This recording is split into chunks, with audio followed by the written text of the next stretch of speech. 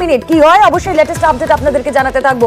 আমাদের সঙ্গে আলোচনায় রয়েছেন স্টুডিওতে বিশিষ্ট আইনজীবী অরিন্দম দাস। তার কাছেই যাই। সুপ্রিম শুনানিতে আমাদের প্রত্যেকের নজর রয়েছে। একটা বিষয় একটু জানতে চাই যে দেখুন, এতদিন জুনিয়র চিকিৎসকদের হয়ে প্রশ্ন করছিলেন কে? গীতা লুথরা। আর এখন যিনি প্রশ্ন করছেন কে? সুপ্রিম কোর্টের বর্ষিয়ান আইনজীবী ইন্দিরা জয়সিং।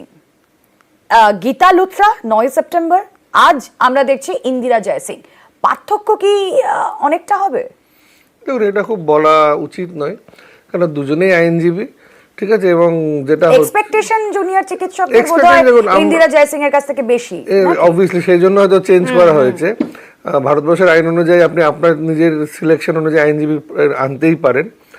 একটা বিষয় আমরা দেখেছি আগের দিন, যেটা হয়েছে যে অনেকেই বলেছে বা আমাদের সঙ্গে আলোচনায় এসছে যে এই বিষয়ে সওয়াল বেশি হওয়া উচিত ছিল। আমাদেরকে বুঝতে হবে, আজকে কোর্ট যখন একটা মনিটরিং সিস্টেম চালাচ্ছে, কোর্ট কাকে কার বিষয় কতটা শুনবে সেটা কিন্তু কোর্ট ডিসাইড করে। কোর্টের মধ্যে মাননীয় জজ সাহেবরা ডিসাইড করেন যে আমি আজকে এই বিষয়টা বেশি শুনবো কিনা। আগের দিন রাজ্য সরকার একটা রিপোর্ট ফাইল করেছিল, তার উপর বেস করে আজকে কিছু ডিরেকশন আজকে সুপ্রিম কোর্ট দিয়েছিল, কিছু অবজারভেশন দিয়েছিল। সেই দিন যা ডাক্তারদের হয়ে বলা সেটুকু বলা হয়েছিল। আজকে তারা একটা স্বাভাবিক আইনজীবী চেঞ্জ করে, যেটা বললাম তাদের অধিকারের মধ্যে পড়ে ভারতবর্ষের আইন অনুযায়ী, তারা নিশ্চয়ই কিছু এক্সপেকটেশন বেশি করছে তার কাছ থেকে।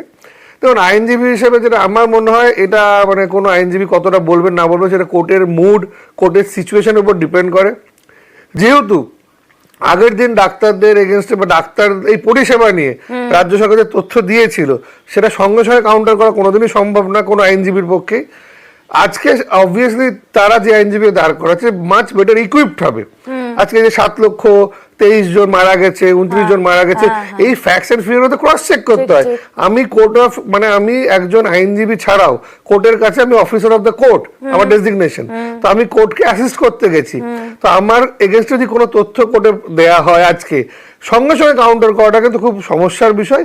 আর এই একটা সেন্সিটিভ কেসে আমার মনে হয় আগের দিন যে তথ্যটা রাজ্য সরকার দিয়েছিল, সেটা আজকে বেটার ইকুইপড হবে ডাক্তারদের যিনি আইনজীবী সেটা কাউন্টার করার জন্য। বেশ, ডাক্তারদের আইনজীবী তিনি কি বলছেন আপনাদেরকে জানাবো, তবে এই মুহূর্তে হেডলাইন।